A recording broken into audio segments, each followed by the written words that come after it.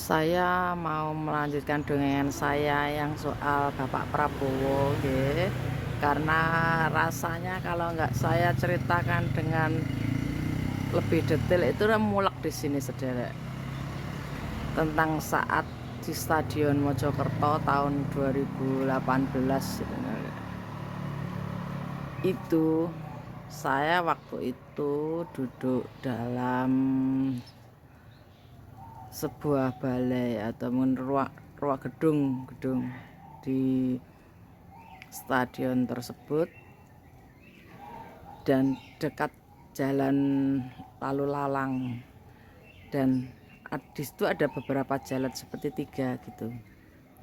Nah kebetulan sepertinya Pak Prabowo itu lewat pas menuju ke arah jalan keluarnya, arah saya, jadi kayak kebetulan tuh melewati saya begitu loh.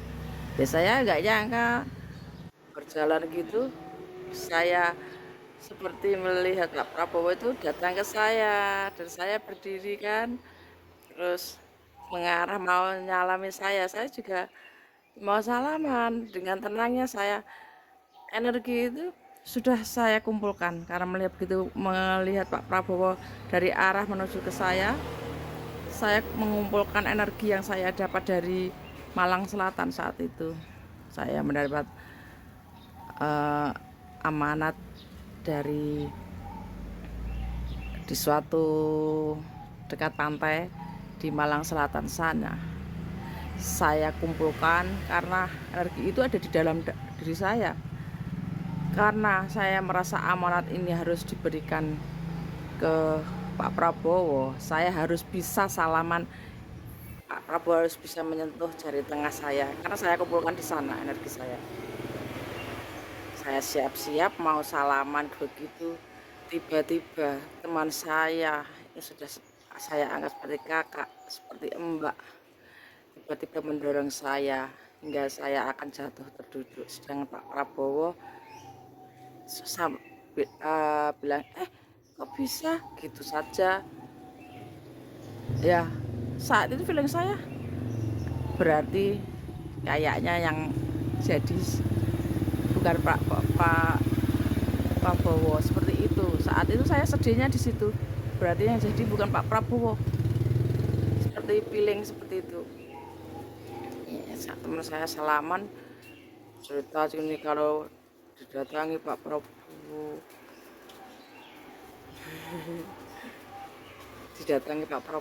salaman cerita kemana-mana. Saya hanya memperhatikan apa artinya sih salaman kalau nggak ada manfaatnya. Bukankah kakak saya anggap mbak itu tahu saya memegang amanat sesuatu, tapi nggak saya ceritakan. Memang saya memegang sesuatu, dan saya eh, selesaikan tugas saya. Maksud saya seperti itu. Saya terjungkal tapi nggak sampai jatuh. Ya sudah, akhirnya. Dan selanjutnya mengenai energi tersebut tahu sendiri, tidak perlu saya ceritakan. Sedangkan saat saya mendapat energi tersebut itu melalui juru kunci, yang akunya juru kunci. Saat itu saya berada ada keperluan di Malang Selatan ya, urusan sepak bola. sepak bola eh, sepak bola wanita,